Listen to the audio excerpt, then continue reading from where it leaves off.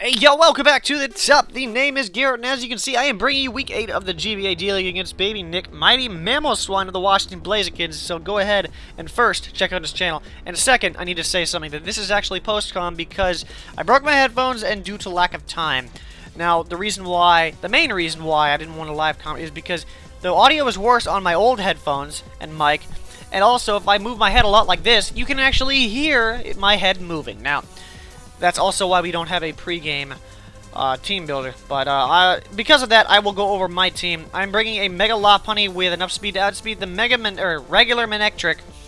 The reason why I'm not trying to speed creep the Alakazam is because I do have Quick Attack this time. I've gone Fake Out the entire time, so maybe he might not think anything is up. But I also have Entrainment for mainly the Cofagrigus, but it also could help with the thick, fat Pokemon, that being the Miltank, the Venusaur, and the Mammal Swine. It's just a thick, fat show. It's just a fat team, you know? It's so thick. We also, the only reason why I had it for the Cofagrigus is so I wouldn't be necessarily walled by the Cofagrigus. But it also, like I said, it also helps with the thick, fat Pokemon. Then the other two moves are just average, pretty much. Just a normal set. Next we have Gourgeist. The only reason Pyrojack is actually hitting the field for the first time. The reason why I went Pyrojack instead of Registeel, because it is a special wall, is mainly because I could. It has reliable recovery and priority, something that Registeel does not. So that's why I did go there. It kind of has just a normal set that normal Gourgeists have. We also have a Salamence, which is mostly specialty defensive, but it is also has physical defense in there. It's a mixed wall. It doesn't have Bright Powder this time, so Nick doesn't have to worry about that. So it's pretty much the normal set that I've ran, except it has Hydro Pump, Draco Meteor, because I'm trying to hit things hard. But other than that, we have Clefable, Physical Wall, main switch into Mamoswine, as long as he isn't Life Orbed, because that's really hard to beat. Pretty much just an average set, but I am carrying Thunder Wave on this thing. I also have a Choice Specs. What do you call yourself, Victini, Saturnus? Because I felt like he's gonna put a lot of damage on via the what's it called? Well, a lot of defensive investment. Honestly, that's all I could see him doing. We also have it's pretty much just that. I'm just trying to hit it hard. I'm not carrying V-Crate, so Choice Specs Victini, rather interesting. But here's my win condition. Crocodile, it has, Sub, Bulk Up, Earthquake, and Crunch. Now, his team, well, the reason why I did that is so I could set up on the Miltank or the Cofagrigus. The Miltank's here, Cofagrigus is not, so I'm going to have to use that to my advantage. So the team he brought is Alakazam, Miltank, Mega Venusaur, Entei, Lucario, and the Mamoswine. So we're going to go ahead and get this match started because it is about 48 turns, so I don't want to waste any of your time. Plus, I also have a end of the regular season little snippet at the end, so if you want to stick around for that. But I do lead with Mega Lopunny like I always do, and he goes out into his Mamoswine. So I'm kind of glad that he did that because now I can see what he is, but unfortunately I chicken out once again, and I was just like, I'm not willing to let this be scarfed, so I'm going to switch out into Clefable, Parvati, obviously the worst thing I could do because now I have to double switch out. He can get a free Mega Evolution, and I can go into Pyrojack. Pyrojack hitting the field for the first time. I can frisk it, but I'm pretty confident that it's the Venusaur, right? So he's going to Mega Evolve. And, yeah, I'm pretty sure he just goes for Sludge Bomb. And I'm pretty sure he just gets crit right off the bat. I know he gets a crit sometime. No, he doesn't get a crit, but I can't remember when he does get a crit, and it really bugged me. So now, he's just going to go for the Sludge Bomb again as... Oh, no, I remember what happened. It's because I missed the Willow. So now he's not burned, and now I can't heal. I was considering healing up, but I went for the Will-O-Wisp on the possible switch. That he took a while on that turn though, so now I'm gonna have to switch out to my other special wall and whittle this thing down. So he goes for the Sludge Bomb again, and this one's going to do relatively a lot, but not enough work in 3-hit KO. Plus I have the leftovers to deal with that. So now he's gonna have to withdraw.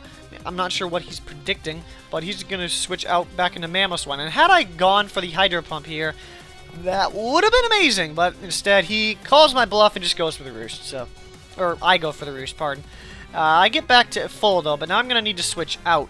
Now, as long as he doesn't get a couple, actually, no, he does, I know he has Icicle Spear, but he's actually just going to go for the knockoff, which is going to knock off my leftovers. Pretty simple, I just like that, but it's not going to do that much. But now he's going to have to switch out, and he's just gonna go right back into, well, first time is going into the Miltank, as I just go straight up the Moonblast, and he reveals by this damage that he looks like he's physically defensive, but that's what I was predicting anyways, so fair game about that.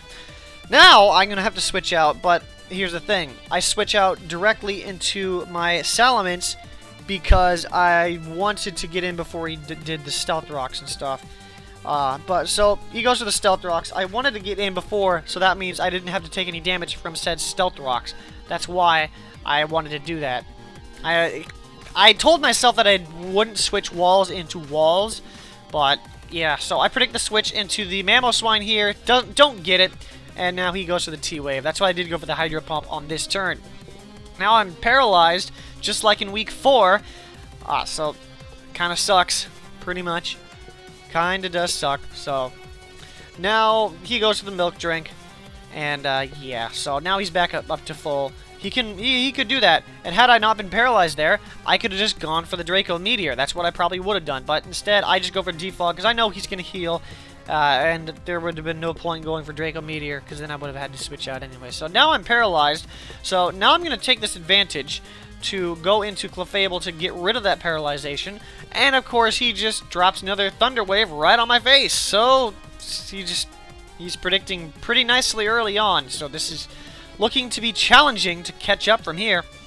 But luckily I don't actually break through I do actually break through paralysis as he switches in the Venusaur because he is beginning to think that that is a perfect switch. But I do go for Thunder Wave to paralyze him, which is actually going to be a problem because had I had that burn on him, I would have gotten residual damage. Instead, he is actually going to be paralyzed, which, I mean, is kind of good, but it is also kind of bad. Because even though he's going to be slower, it's not really going to matter. But he goes for Sludge Bomb, which, by the way, I double-checked this because I knew how much damage a defensive Venusaur Sludge Bomb and an offensive Venusaur Sludge Bomb did. And it looked like he's going to be a lot more offensive because that did a lot. But now he's going to switch out back into the Miltank here as I just straight up go for Roost. Could have gone for Defog, but I just felt like Roost is the best option because I'm trying to keep my walls up higher. But now I'm going to need to switch out. Actually, why would I go for Defog? The rocks are gone. Now I go into Pyro Jack because I need to heal this thing up. I need my special wall up. But Pyro Jack is going to frisk the leftovers. But I already knew he had leftovers, so it didn't really matter. And Pyro Jack is just going to be not even phased by the Seismic Toss. But now he's going to have to switch out because he does kind of wall it pretty hard. And he's going to go out into Sandor here, the Entei, which is kind of bad, which is pretty much, that's a huge issue. A huge issue. On my Synthesis, of course, because he knew he could have gotten a free switch in there anyways. So, and I'm predicting this to be Choice Banded, because it was last time, and I had a hard time dealing with it. So I believe I switched right into Salamence, and I believe he also switched out here, because he said he didn't have Hidden Power Ice on this one, so that's why he directly switches into Hordor, risking the, well, not necessarily risking a burn. Why would I ever burn a Entei? That's completely and utterly stupid. But what this means is that he's going to be intimidated, which means the Clefable will actually take a lot less damage. So that's what I do. I had to have a specific switch in here. It's kind of a theme this year. Honestly, I don't think my team was defensive enough. That's why I had to have specific switch-ins for all the things that damaged me. So there's the crit, I think, which did a little bit more damage because it broke through the Intimidate. So now he's going to have to switch out because he's intimidated and he doesn't really want to do anything. So he goes right back into Miltank as I get off the Heal Bell, which will remove the paralysis on my Pokemon. So that's going to be very nice because now I can be speedy and it's going to be nice. But he's going to go for the Stealth Rock here, laying the Legos back up. And yeah, as I just soft-boiled because I need to get that nice switch into not Salamence, the Mamoswine. So now, of course, I'm going to switch out, making a huge switch. Nope, that's not even huge. See, I talked to a couple of people and realized that I didn't have offensive checks, or I wasn't using offensive checks.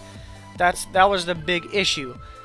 That was my one big issue. But it turns out that I'm still trying to shuffle around between my defensive Pokemon because I didn't want him to set up... Well, I wanted to get rid of the rocks. And it's not a good thing that I have to shuffle around my defensive Pokemon having to deal with Heal Bell and Defog, constant basis. So I've had no wiggle room dealing with this most of the season, but he's just going to go ahead and Seismic Toss because that's his only damaging move. So, yeah, and I just revealed a Draco Meteor here, and that's going to do quite a bit, actually. It's going to do about over half, I'm pretty sure. That does a ton of damage. The only issue is I kind of make a boneheaded play on this next turn and go for it again as he Milk Drinks because he's, of course, faster and can do that. And because I'm at -2, I'm not going to even be touching anything. If I Draco Meteor something, it's like I'm just throwing rocks at it, basically, now.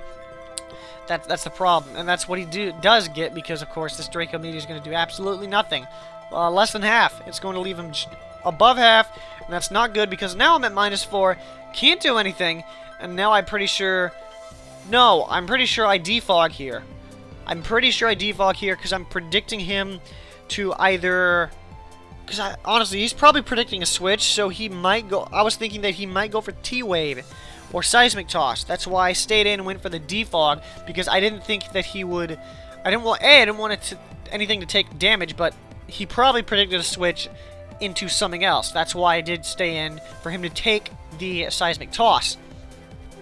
But now I'm still paralyzed, still haven't actually been hit by paralysis. So that is really lucky. I have my 4-leaf clovers, I guess, right around here. Even though I've never actually seen a 4-leaf clover. Not even a 5-leaf clover for that matter. But here's my first one, because I'm predicting Stealth Rocks again. So I'm actually going to bring in the Choice Specs Victini here, probably hoping to lay down a nice hit. Lay down a nice hit. I also remember, this headphones can't actually handle yelling, but I predict a switch, and I go for the Psychic, which does a ton of damage, but it does not get out. And that's terrible, because now he can just go for the Milk Drink, and I need to switch out because I'm paralyzed. But then again, I could have stayed in. I could have stayed in. In fact, I probably should have, but in my mind, I have to go into my defensive Pokemon to get rid of that. It's kind of stupid. But he would have gone for the Milk Drink, and I could have knocked this thing out twice in a row. Look at that. A Psychic might have knocked that... Well, then again, after Leftovers Recovery, it might have not, so... It would have been a 50-50. Well, 50-50 on... If I get through paralysis and that would have killed, it might have not. So he's just going to go out into the Mega Venusaur on my Heal Bell. It's pretty much a free switch, and it's like Clefable has a... not a kick me sign on the back of her back. Instead, it has a bring in Venusaur on me instead every time. So now I'm going to have to switch back in here. And this is not good because, of course, I don't think I can take 2 Sludge Bombs at this point. But luckily, he does get paralyzed, which is kind of why I went there. I could have gone into Gourgeist, but then I kind of would have been walled. And I kind of would have had a bring in Entei sign on Gourgeist, and that's not good. That's why I did go for Roost here, because I am faster than it. That's why I did go for Roost. I'm saying that's why I did go for the Roost, and that's why I did go for Roost. So now he goes for the Sludge Bomb and actually snags the poison, which is kind of unfortunate because this is one of my walls. And I didn't necessarily want to have to use it as a wall all season. The one time I did use it, I ended up getting completely wrecked. But now he's going to switch out right into his, what was it? Oh yeah. He's also shuffling through his walls. It's pretty interesting, but I defog here. It's a pretty common theme. It's just we're shifting through Mega Venusaur, Miltank, and Salamence, and Clefable on a consistent basis. At this point, we were around, I would want to say 40 or 30 minutes, or excuse me, 40 or 30 minutes remaining. And it's still 6-6. Nothing has gone down. No things have dropped. No pieces off the Jenga pile have been taken out just yet because anything has crumbled. So I'm going to predict that he goes for Stealth Rock and bring in this thing because I need to put some offensive pressure down here. So here, what I'm doing is I'm going to go ahead and sub because it will only do 50 damage. And if I remember anything from calcs is that the Pokemon game tends to round down. So, as far as I know, he can't break my substitute. So, I bring in a substitute here, and it's 102, so it will only do 50 damage. But lo and behold, as I bulk up here, I'm going to go ahead and bulk up. I think I've already given it away.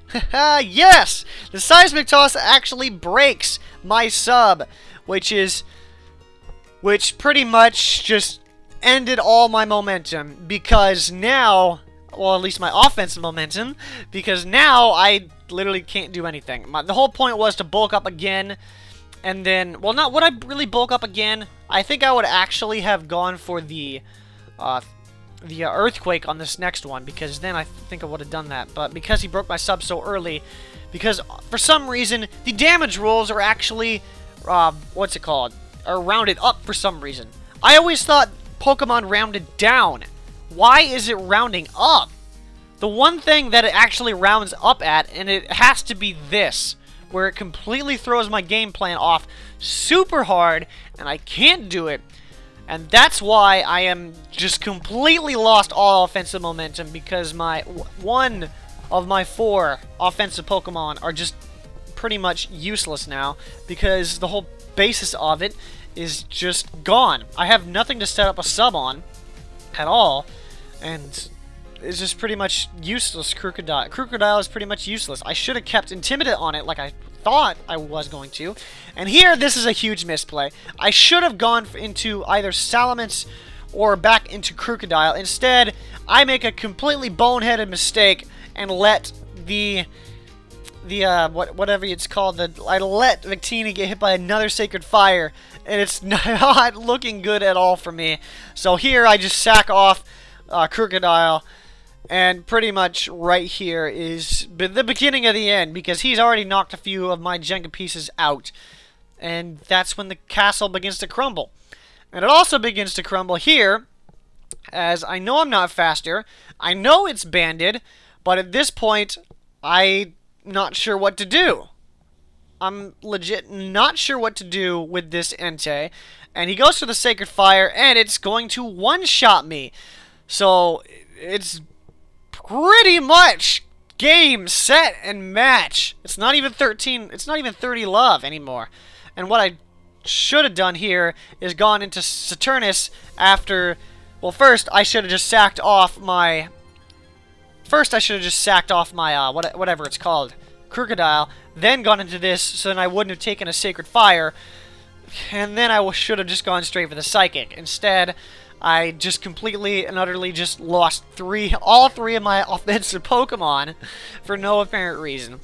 And he goes for the Sacred Fire here as I go for the T-Wave, which is okay, I guess. But I should have just gone straight for the Moonblast. But actually, would I have gone straight for the Moonblast? I don't know, because as you can see here, I go for the Moonblast, and it leaves him with literally a sliver of health. A hangnail of health! But luckily, I do avoid the attack here, so I guess it kind of evened out. I wouldn't say 1 HP lives or hacks, because it kind of has to do with damage rolls. So the Entei goes down, so at least we're not getting 6-0'd. The only problem is he's going to bring out the Lucario, and remember what I said in Week 4, that Special Lucario actually destroys my team? Well, guess what? This is Special Lucario as well, so that once I saw that was Special Lucario, I was like, okay, this game is over. There is 0 chance for me to win. Because, of course, he reveals that he actually has Dark Pulse here. And I already knew that he had a Life Orb. But he reveals he has Dark Pulse after he goes to the Nasty Plot, actually. After I saw the Nasty Plot, I was like, okay, how many times do I have to guess that it is over? How many times? But I do get the burn on here because I can't really attack it. Seed Bomb's gonna do relatively... Well, I should have gone for Seed Bomb, but I'm not sure how much damage it would have done. Maybe it would have done about half, and then I couldn't have really done anything. But I go for Shadow Sneak here. That's going to do a little bit of damage. And he goes for the Dark Pulse, ends Pyrojack's life. Pyrojack being on the field one game this season, and just not doing anything. Because it just got walled by a lot of stuff. The burn's going to take him down a little bit, but there's literally nothing I can do because Salamence can't outspeed him at all. So we're going to end up losing 5-0 in a game that we were heavily mismatched, honestly. My team is... honestly, I thought my team was relatively good after I drafted, but starting when I lost, I realized that it didn't really fit my play style. If you feel free to, if you don't really care to watch my end of the season stuff, feel free to just end right now. But if you want to continue watching this, feel free. But because I need to say a few things. One, that yeah, pretty much that's just how it ends. The season ends today because I'm not going to playoffs. Nick will go on to playoffs to face Ellie next week. That should be a good game. By all means, I'm not salty at all. I lost, I was like, yep. Oh well. It seems like every time I face George, I always get destroyed, and my attitude always ends up being a lot better after it. It's rather interesting, but like I said, after I started losing in weeks 3 and 4 and 5, I realized that this team doesn't really match my playstyle at all. I mean, it sort of does, but it didn't really at all. And then Nick said something after it, after the game, after I was saying that my team was kind of bad, and how I kind of agreed with the analyst. And he said, of course, just don't look at the analyst because, well, don't listen to the analyst because then you get opinions of your own that you just want to, prove them wrong, and something about that. But he said what was wrong with my team is, I quote, "The problem with your team was that you had a ton of Rock's weakness on your offensive threats, had a hard time switching into threats. Part of your core you leaned on every week was 4 times weak to a very common type with little ways to combat that on your team. You had one way to clear hazards." Well, technically I had 2 ways, Tentacruel and, well, 3 ways actually. Tentacruel, Tentacruel with Rapid Spin, Defog Salamence, and Defog again Mega, but I'm not that ballsy that I would do that. A Pokemon that you won't even bring every week, or at least the threat of it. I think he's referring to the Tentacruel, but honestly, I kind of agree with that. And I kind of agree that I did, in fact, I definitely drafted pretty badly. I had a core in mind. In fact, after I learned I wasn't going to be in the GBA D-League, I was like, okay, which core would be nasty? This core would be nasty, because that way I don't have to use up my OU picks on wall Pokemon. And I realized that this core, I mean, on paper it looks really good, but in this format, when people can just bring stuff, it ended up being kind of a liability, because then I didn't have any backseat wall Pokemon to use when this core wouldn't do anything. So it just ended up being my Achilles heel. So that, like I said, that is the end of the season of the Seattle Staraptors. I'm not sure what league I will be in next, but for now I will be taking a break from league format because literally I have been doing it since June, and that's about 6, 7, 8, 9, about 10 months, or 5 months, so I kind of need a little bit of a break, just a little bit, but I will enjoy GBA Season 5 when that starts. As far as GBA D-League Season 3, I have no idea if that's going to be a thing. But if it is, I hope to be back, because I have a couple of draft plans that are going to be a lot better than the team I ended up drafting here. This is the first time that I drafted in a tier-based drafting format. Before, it was all just draft anything. That was pretty much just draft anything. The last 2 leagues I was in. But this time, next time, I will know what to do. And I'm surprised myself that with this team, I went 3 and 5.